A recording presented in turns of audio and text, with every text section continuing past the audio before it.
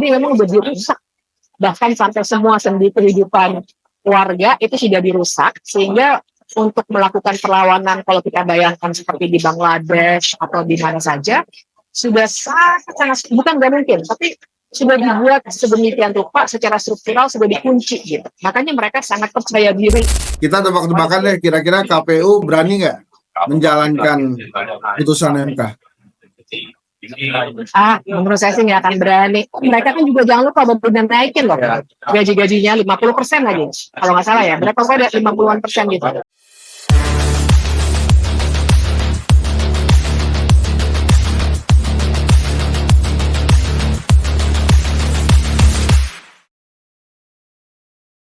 Iya, boleh. Nggak usah buka-buka lah ya, kita langsung aja nih. Yang bersama ahli hukum tata negara, Bivitri Susanti, Dirty Vote. Oke, jadi Mbak Bib, ini kan ada perkembangan baru ya.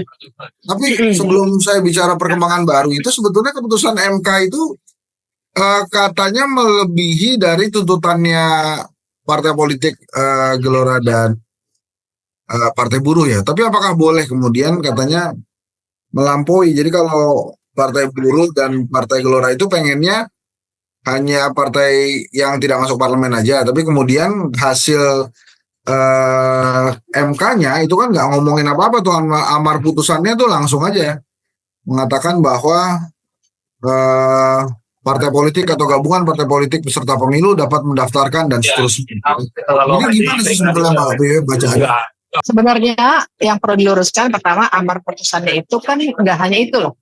Ada bagian kedua dari amar putusan itu yang bilang, ayat 3 dari pasal 40 itu yang bilang bahwa akumulasi persentase itu harus dari partai politik yang dapat kursi di DPR, itu juga sudah dinyatakan inkonstitusional oleh MK. Jadi memenuhi juga apa yang diminta oleh Partai Buruh dan Partai Gelora. Nah, kalau masalah ultra petita, sebenarnya enggak juga ya kalau menurut saya, karena sebenarnya banyak yang digali dalam pertimbangan hukumnya itu. Dan kalaupun misalnya ada ultra petita, ya tetap saja putusan MK itu bagaimanapun sudah demikian adanya, harus dituruti, nggak boleh dikoreksi oleh DPR dan pemerintah melalui undang-undang atau bentuknya apapun. Kalau mau dikoreksi harus lewat putusan MK lagi.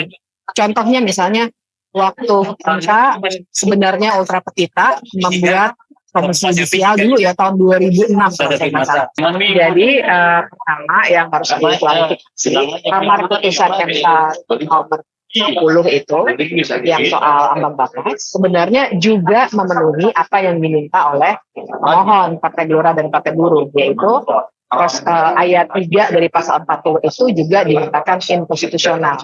Dengan kata lain, DPR yang dihitung persentasenya untuk mengajukan calon pilkada itu juga termasuk partai-partai yang tidak dapat kursi di DPR, tapi dapat suara. Nah, jadi dipenuhi tetap, bukannya nggak dipenuhi. Nah, terus tapi kedua yang harus saya bilang adalah kalaupun ya, menurut saya enggak, tapi kalaupun putusan MK itu melebihi yang diminta, bahasanya itu sering kali dibilangnya ultra petita gitu ya, tetap saja putusan MK itu harus diterima, nggak boleh dikoreksinya oleh DPR.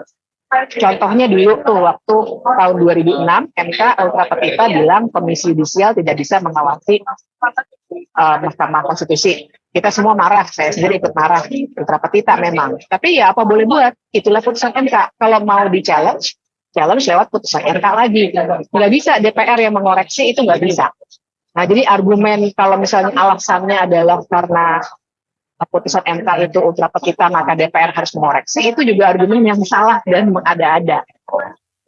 Nah, kalau argumennya DPR adalah karena berhak untuk membentuk undang-undang dan membuat undang-undang itu gimana? Tentu saja DPR berhak membuat undang-undang, tapi kan menurut Undang-Undang Dasar, semua undang-undang itu harus didasarkan pada UUD 45 gitu. Dan penjaga apakah benar suatu undang-undang itu sesuai UUD 45 atau tidak, ya MK. Jadi kalau MK udah bilang yang benar tuh A, maka undang-undangnya harusnya mengikuti apapun kata Mahkamah Konstitusi. Kalau lagi-lagi ya, kalau putusan MK-nya mau dikritik, ayo dikritik aja. Kan kita udah sering juga ya, putusan 90 aja kita kritiknya luar biasa gitu. Nah, tapi nggak bisa dikoreksi melalui putusan politik dalam bentuk undang-undang. Lantas terus apa gunanya Balik hari ini bersepakat mengatakan syarat minimal usia cagup cawalkot ikut putusan MA, terus kemudian keputusan MK katanya hanya berlaku untuk partai di luar parlemen. Jadi apa gunanya nih Balik sebelumnya hari ini bersidang tuh? Gunanya adalah untuk menyelamatkan posisi mereka. Jadi mereka tentu saja tidak suka, mereka nih yang saya maksud tentu saja partai-partai utamanya yang terganggu ya. Yang misalnya di Jakarta itu Kim Plus itu jelas banget. Mereka terganggu, jadi mereka harus segera dengan segala kewenangan yang mereka punya, meskipun itu salah, abusive, tapi mereka gunakan itu untuk mengembalikan posisi awal. Jadi itu cukup luar biasa ya. Biasanya nggak serajin ini. Dan sekarang kalau hitungannya jam, ini kurang dari 24 jam setelah putusan MK keluar, bisa ada keputusan dari Balik untuk membuat undang-undang yang mengembalikan lagi. Nah ini sebenarnya yang sangat tidak lazim. Jadi gunanya mereka memang gerak cepat, memang ya itu untuk menjaga konfigurasi politik yang mereka udah bangun selama ini. Nah ini jadi sah nggak menurut undang-undang apa yang disampaikan oleh Balik ini? Ya tentu saja sebenarnya tidak sah ya. Tapi saya juga bingung dari tadi menjawab pertanyaan jurnalis tuh bingungnya karena orang-orang yang mikirnya masih waras, yang pijakan keilmuannya, pijakan konstitusinya masih lurus, kan akan sangat firm bilang ini salah, ini tidak legitimate. Tapi kenyataannya memang situasi politik sekarang ini ya membuat apapun yang diputuskan oleh mayoritas partai politik yang berkartel itu sudah tidak bisa diapa-apakan. Sebenarnya sih ini inkonstitusional, ini pembangkangan konstitusi ini sebenarnya yang dilakukan oleh DPR. Sebetulnya kalau ini setelah Balik tuh mereka akan maju kemana, paripurna? Kalau dari segi proses legislasi dari Balik kan ini sebenarnya seperti proses penyusunan ya. Nah kemudian nanti disahkan dalam rapat paripurna, terus lanjut kemudian akan jadi masuk pembahasan dan sudah tinggal diketok palu. Sayangnya ya hanya itu yang bisa dilakukan karena semua wewenang untuk proses legislasi memang ada di DPR dan Presiden. Jadi sebetulnya yang harus diikuti adalah hasil MK. Kemudian DPR maunya sendiri. Apa yang bisa dilakukan oleh rakyat ya? Nah ini yang mesti kita diskusikan. Kalau menurut saya sih ya, posisi saya adalah kita memang harus bikin garis demarkasi yang jelas banget antara orang-orang yang mau merusak konstitusi, mereka-mereka itu ya yang sekarang menyalahgunakan wewenang dalam legislasi, dengan kita-kita yang kalau saya ngambil posisi ya kita bisa memposisikan diri kita, menamakan diri kita sebagai penjaga konstitusi. Sehingga apa yang mereka sekarang lakukan, pembangkangan konstitusi. By the way, pembangkangan konstitusi itu bukan istilah saya, itu istilah dari Mahkamah Konstitusi. Ada putusan MK tahun 2018 yang bilang bahwa kalau tidak melaksanakan putusan MK, sebenarnya itu adalah pembangkangan konstitusi. Nah, di posisi yang berlawanan sebenarnya ada tools buat warga juga, namanya civil disobedience atau pembangkangan warga atau pembangkangan sipil ya, sering dibilangnya kayak gitu.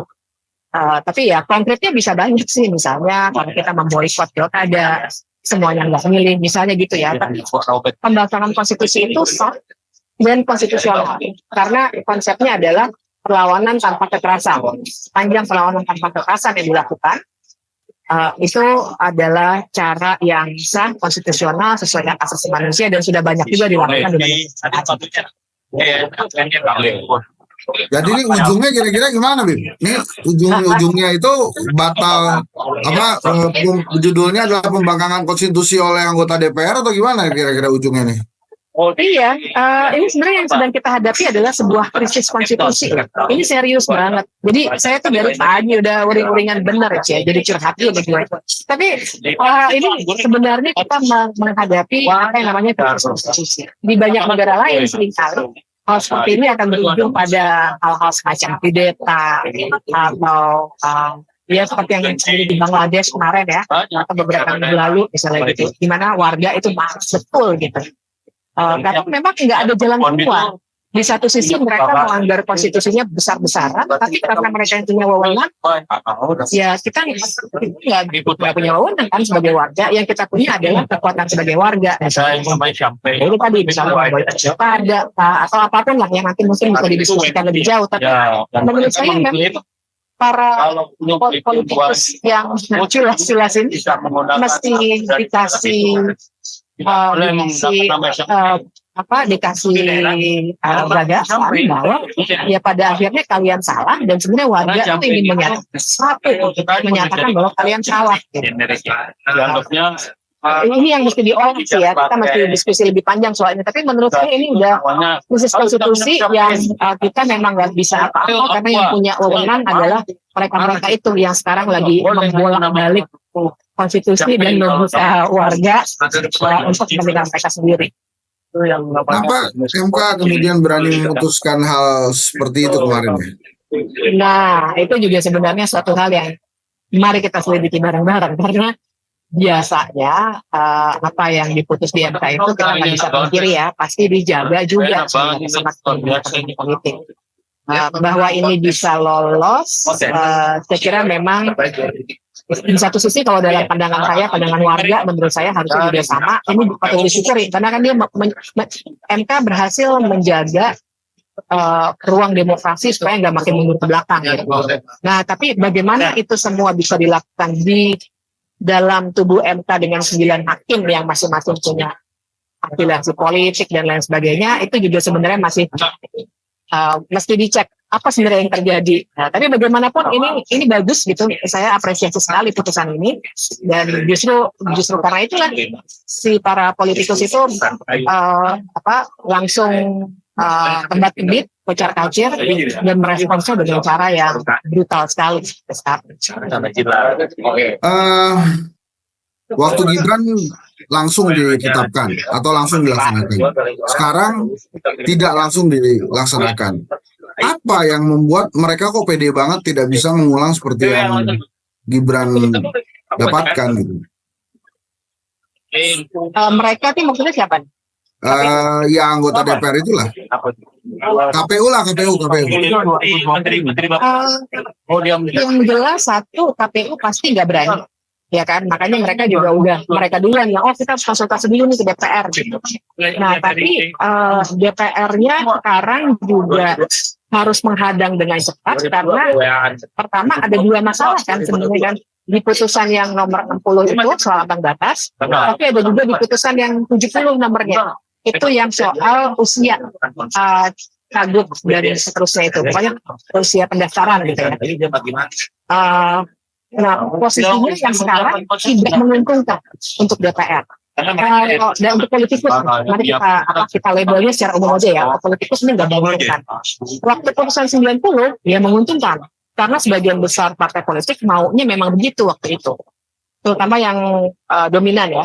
Nah, jadi kalau KPU jalan terus, sih dibiarkan, support malah. Nah, sekarang kan kalau KPU jalan terus, pasti si politikus yang dominan dan memang dengan putusan MK ini pasti akan mencegah KPU untuk berbuat seperti itu, dan cara terbesarnya adalah dengan mengubah di level undang-undang. Jadi ini karena beda efek sih. Kalau putusan 90 itu menguntungkan untuk mereka. Kalau putusan yang sekarang 60 sama 70 itu justru memukul mereka. Oke. Kira-kira apa yang akan dilakukan oleh MK bila KPU dan DPR tidak ingin menjalankan keputusan 60 dan 70 ini? Ya, MK sebagai pengadilan sih sebenarnya dia nggak bisa berbuat apa-apa selain melalui putusan mereka sendiri kan. Nah, jadi ada satu, makanya ini akan bisa menjadi krisis konstitusional yang lebih besar tuh, karena jangan lupa bahwa MK nanti yang akan memeriksa semua sengketa hasil pilkada. Nah, dan kita sudah punya presiden di pemilu 2024 kemarin Februari, MK itu waktu memutus salah satu sengketa hasil, dia bilang pemungutan suara ulang karena KPU tidak menjalankan perintah Mahkamah Konstitusi waktu itu ya. Kalau saya tidak salah yang kaitannya dengan keterwakilan perempuan. Nah, jadi bisa jadi nanti salah satu atau bukan bisa jadi satu-satunya tindakan yang bisa dilakukan oleh MK sebagai pengadilan adalah memutus seperti itu lagi. Tapi kan pertanyaannya dua. Pertama, kalau ternyata ini berjalan sebagaimana yang orang-orang khilaf itu inginkan, maka bisa jadi kosong. Jadi siapa yang bakal bawa ke MK? Yang itu satu. Jadi itu pertanyaan khusus yang nanti mesti dielaborasi lebih lanjut. Dan yang kedua, nantinya pasti akan jadi khusus konstitusional yang besar sekali, karena kalau kita membayangkan begitu banyak nanti kota kosong yang akan bertanding dan MK harus memutus di banyak tempat, ya akhirnya itu yang tadi saya sebut dengan khusus konstitusional, kita akan gagal untuk melanjutkan beberapa pemerintahan di beberapa daerah nantinya setelah November 2024. Kenapa, satu pertanyaan terakhir, kenapa mereka ini adalah KPU dan DPR berani melawan undang-undang yang telah ditetapkan oleh MK? Iya, menurut saya satu, karena mereka yakin mereka punya wewenang itu.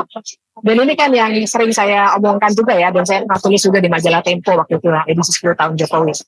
Yang mereka sudah melakukan apa yang namanya autocratic legalism. Mereka punya wewenang bikin peraturan perundang-undangan, bikin undang-undang konkretnya, dan itu yang mereka pakai. Wewenang politik mereka eksploitasi, mereka salah gunakan untuk menjaga kepentingan mereka. Yang kedua, kenapa mereka berani? Juga karena mereka udah jaga di lain sisi masyarakat sipil nih sekarang susah banget untuk bergerak.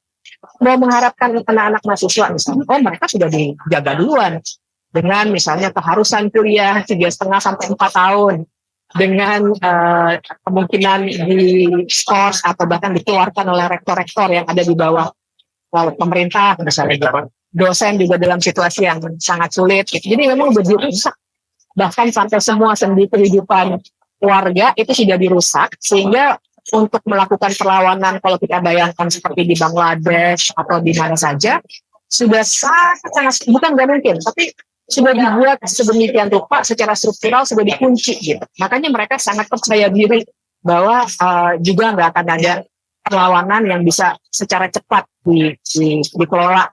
Tapi kalau menurut saya sih, makanya kita buktikan, kita dorong supaya ada perlawanan ini dari warga. Jangan, kalau kita diem aja ini akan makin gila nih ke depannya. Ingat, ini masih kita harus menghadapi tahun-tahun ke depan. Oke, terima kasih Mbak Bibip. Ada pesan-pesan nggak untuk DPR? Aduh, pesan-pesannya apa ya? Saya tuh terus terang aja, tadi tuh waktu saya memantah proses di DPR, saya udah lama ya kita terpukul ya, tapi saya makin terpukul ketika berpikir bahwa kok mau si partai-partai politik, si politikus yang sebagian kawan-kawan kita juga, kita tahu nggak gitu-gitu amat gitu ya dalam berpolitik, keseret semua ke dalam cara berpolitik yang begitu rendah. How can you go gitu loh. Ya kita semua ada lah teman-teman yang kita percaya ini orang bagus-bagus, tapi tadi juga diem aja dan nggak ada perlawanan di dalam DPR sendiri, dan ini yang menyedihkan. Sehingga makanya kalau misalnya masyarakat sipil nggak melawan, ya cara berpolitik kita akan makin rendah terus, dan ya udah demokrasi kita sebenarnya lagi turun betul, lagi jatuh sejatuh-jatuhnya. Jadi saya mau bilang ke DPR, how can you go gitu loh. Kita tebak-tebakan deh, kira-kira KPU berani nggak menjalankan putusan MK? Menurut saya sih nggak akan berani. Mereka kan juga jangan lupa benar naikin loh gaji-gajinya 50% lagi, kalau nggak salah ya. Mereka ada 50-an% gitu. Jadi dan rekam jejaknya selama pemilu kemarin juga sudah terbukti sangat tidak profesional. Jadi ya kalau saya sih kalau harus bertaruh, saya akan bertaruh bahwa KPU nggak akan berani. Ya udah, saya kalau gitu bertaruh beranilah. Kita taruhan cireng ya. Terima kasih Mbak Bibip, terima kasih banyak. Ini saya izin dipublikasikan di YouTube saya ya. Iya. Oke, terima kasih. Assalamualaikum. Yo.